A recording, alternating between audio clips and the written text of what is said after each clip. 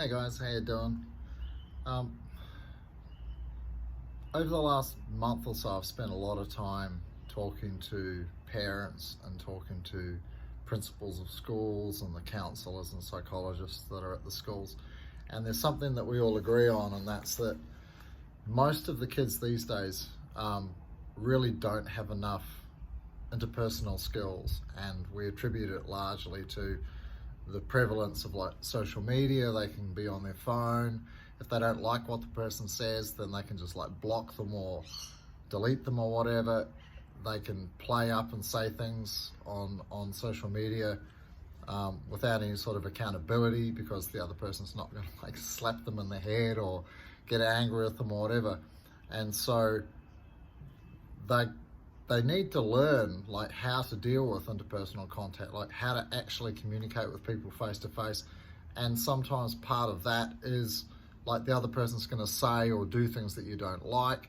They might use a tone that you don't like, and rather than be like offended by it, then you have to learn like how to work with that, how to ask questions about like, why do you think that way? Or like, I don't like the fact that you said that, like that's not how I feel about things.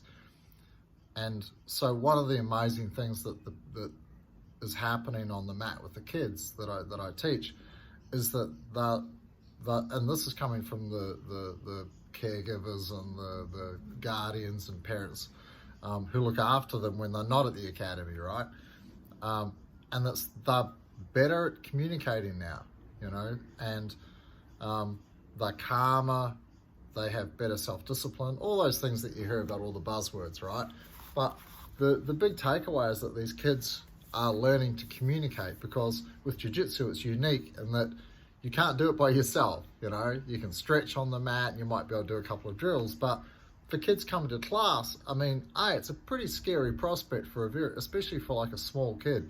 So if a class is like from say 5 years to like 8, you think about a small kind of quiet, a little insecure 5-year-old kid. You remember when you were 5 and you were that small, and then walk into a class full of like giants. Like it's a very intimidating environment. So it has to be the right environment for them so that they can feel comfortable.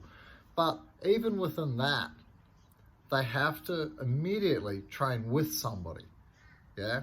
And I always try and pair them up with somebody similar size, or if I can't by size, then someone who's similar kind of mentality. Like, are they calm kids? Are they kind of hyperactive? I don't really want to put a hyperactive kid with like a calm, quiet, shy kid first off, because that might freak them out. So like pair them up, not just on their physical size, but like on, the type of person that they are at the moment, until they get comfortable, and then they kind of come out of their shell and things like this. But they have to immediately learn to be able to work with somebody, to cooperate with them, yeah? And they have to learn to take turns, like, hey, I'm gonna do this 5 times, and now you're gonna do this 5 times. And I'll come around and, hey, have you done your 5? Have you done your 5? Have you let them have their turn? And that's super, super important, right? For all the kids to learn how to work with each other, yeah? Sharing and caring is a part of their first stride, right? And learning how to communicate, learning how to like help other people.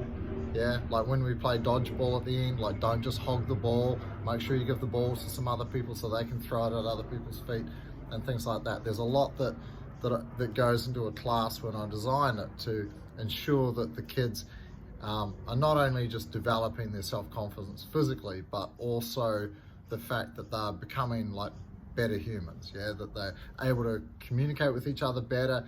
They learn that sharing is good. They see the other person smile when they give them the ball. So like they're like, oh, okay, that made this person feel good, and I feel good because of that. And then they get given the ball by somebody, and they're like, oh wow, that feels really cool.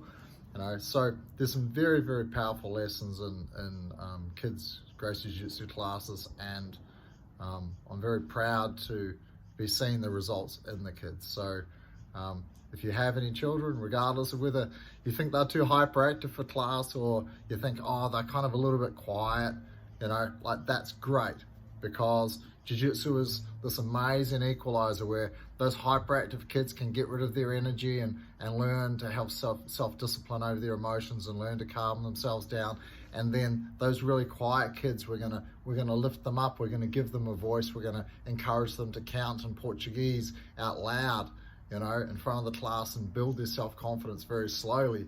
And it actually doesn't take very long. They quite enjoy it. I'll bring the quiet ones up sometimes and sit beside me in class, and they can be my assistant coach. You know, like, hey, everybody, this is Sarah. It's her first class, yeah, but I reckon she's going to be great. She's my assistant coach for the day. So, like, things like that, yeah, just to help the kids come out of their shell, to be the best version of themselves, yeah. Anyway, that's what I think. I think kids need to have more conflict. They need to have more interpersonal connection so they can learn how to deal with friction, because friction and conflict is a part of communication, and then learning to communicate is a part of that conflict. Anyway, get on the mat. I'll see you there.